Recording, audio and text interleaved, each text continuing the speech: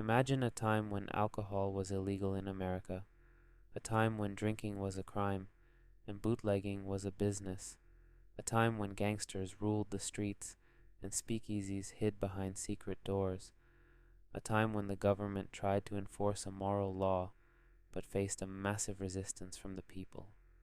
This is the fascinating story of the 1930s America. The 1910s were a happy time in America. People enjoyed drinking freely, listening to jazz, and socializing in saloons. The nightlife was full of fun and laughter, where alcohol brought everyone together. It was a carefree era, where drinking was a part of the lifestyle. But things were about to change.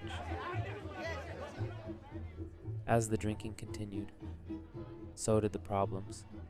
Alcohol became a source of trouble for society. Violence, especially within families, increased by 30%. Poverty and crime also worsened, creating a bleak situation behind the joyful facade. Although they have been present since the early 1800s, groups like the temperance movement started to quickly gain popularity.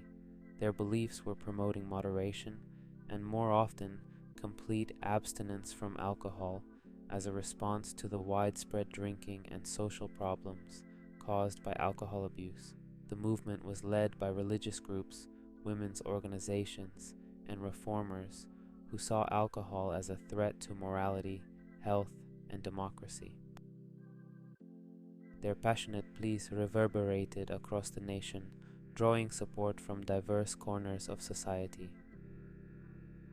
Tales of the detrimental impact of alcohol on families fueled the fervor of their movement.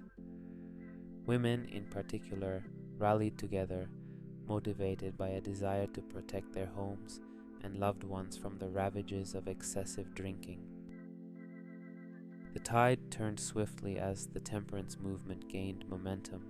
Various states began enacting laws restricting alcohol sales and consumption. The early actions were limitations and varied on each state. Some imposed dry laws prohibiting the sale of alcohol within their boundaries, but consumption was still legal. Others regulated it by restricting the places in which it could be sold, or even how strong the drinks could be. Those reflected the growing influence of the temperance movement and paved the way for what was about to come. In 1919, the 18th Amendment to the U.S. Constitution was ratified. The passage of the Volstead Act marked a pivotal moment in American history, signaling a dramatic shift from the unrestricted enjoyment of alcohol to a nationwide ban. The stage was set for a tumultuous period, as America stood on the brink of an unprecedented social experiment.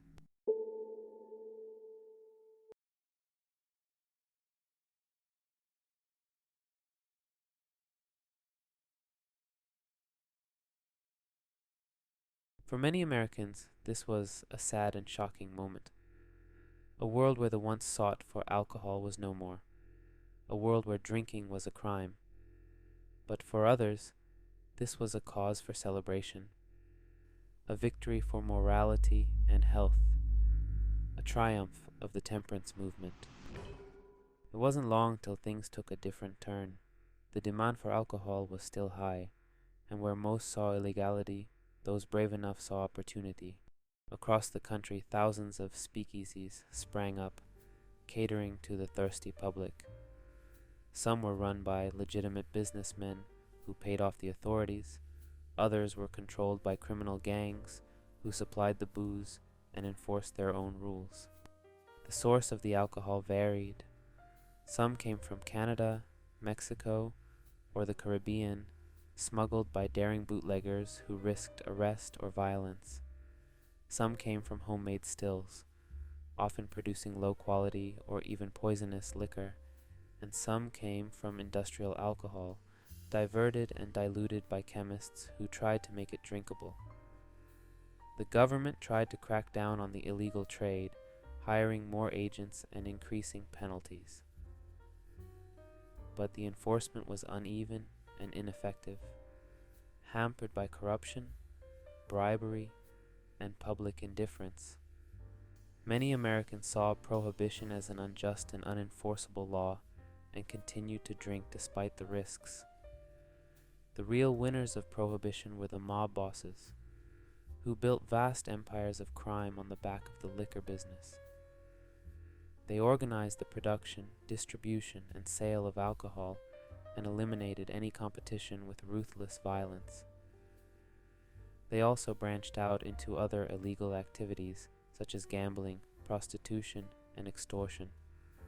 Some of the most notorious names in American history emerged during this era, such as Al Capone, Lucky Luciano, Dutch Schultz, and Bugsy Siegel. They became rich and powerful, flaunting their wealth and influence. They corrupted politicians and police, and bought off judges and juries. They lived in luxury and indulged in excess. They were the kings of the underworld, and they had the best time of their life. Things escalated quickly, with America becoming a shooting ground between gangsters and police officers.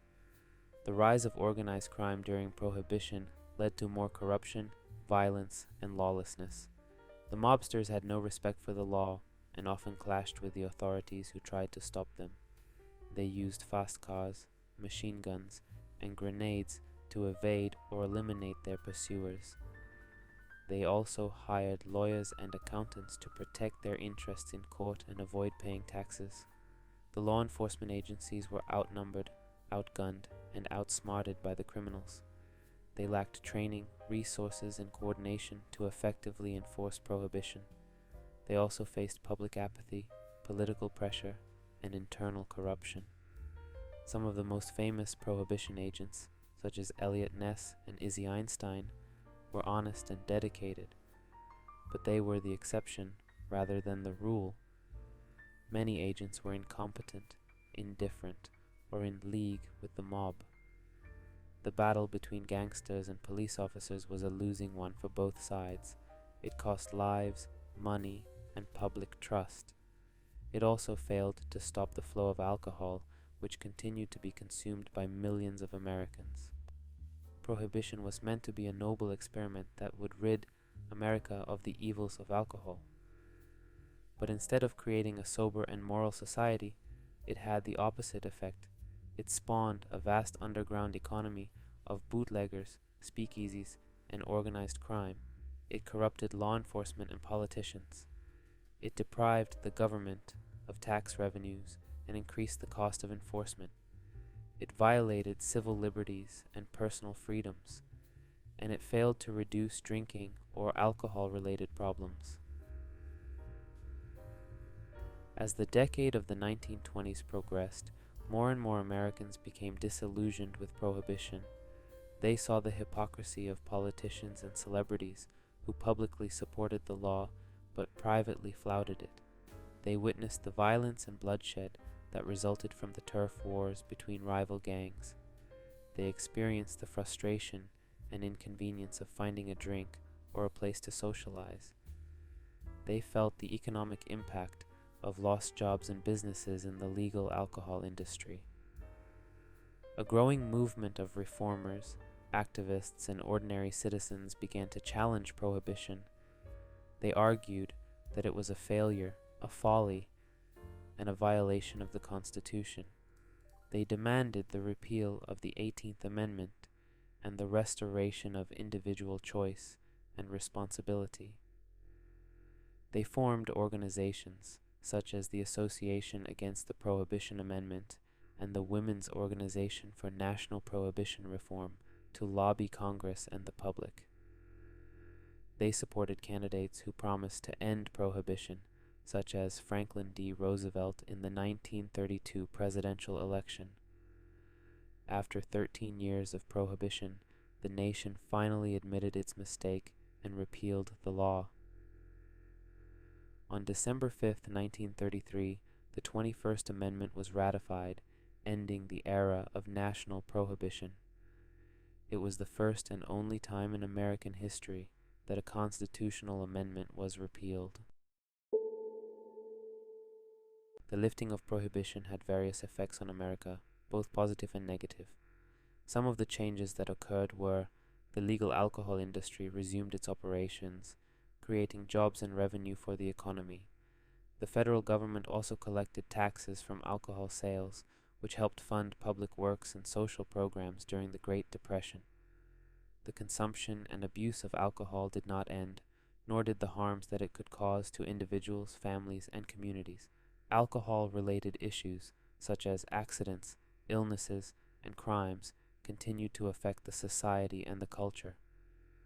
The organized crime that had flourished under Prohibition did not disappear, but rather shifted to other illegal activities such as gambling, drugs, and racketeering. Some of the notorious gangsters of the era, such as Al Capone, were brought down by tax evasion charges or violent clashes with rivals or law enforcement. The states regained the authority to regulate alcohol within their own borders, leading to a patchwork of different laws and policies. Some states remained dry, while others allowed local governments or voters to decide whether to permit or ban alcohol sales. This created confusion and inconsistency for consumers and producers of alcohol. The repeal of Prohibition also had cultural and social implications, as it reflected the changing values and priorities of the American people. It marked the end of the progressive era, which had sought to reform and improve the society through government intervention. It also signaled the beginning of the modern era, which was characterized by more diversity, tolerance, and individualism in the society and the culture. The end of Prohibition was not the end of the story, but the beginning of a new chapter in the history of America and alcohol. Thank you for joining me on this nostalgic trip. I hope you can join me on future time travel adventures. And if you could, drop a like and subscribe.